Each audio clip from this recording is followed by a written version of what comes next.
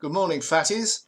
I haven't weighed myself for quite some time because it's not my primary thing this time. You know, losing weight is hopefully a pleasant byproduct of quitting drinking.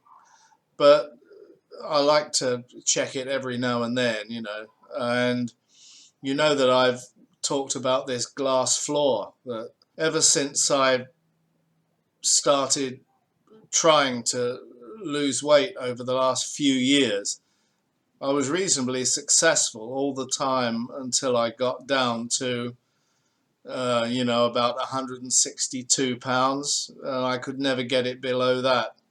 But I checked it this morning, and on my dodgy old scale, which I kind of use as a yardstick now, it's showing just a tad under 160.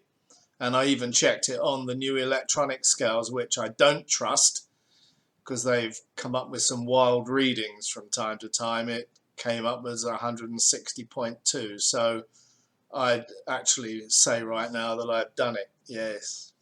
It's the first time through that glass floor for years. Absolutely years. I remember about 4 years ago when I was still in California, my weight had climbed to really, really unacceptable levels, and I went on a on a serious diet then. That's when I took up exercise again because I was in such poor state that I'd even given up exercising.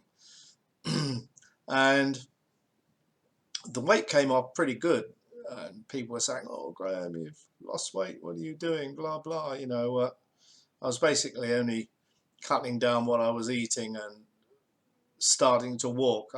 I started walking again because I knew running was beyond me.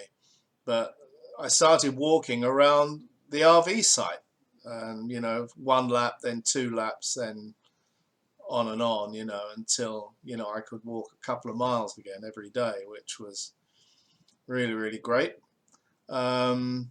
Weight continued to come down, but once it got to about 161, 162 pounds, it stopped, and there was no way I could get it below that. Of course, I hadn't stopped drinking at the time. I wasn't drinking a lot, but I was still drinking, and alcohol in your system really messes your metabolic rate up. The body sees it as fuel, and any food that you've eaten, it stores away for later and concentrates on processing the alcohol. So you can never lose weight if you drink, never. Unless you're a really serious alcoholic, in which case very, very few of those actually get incredibly thin.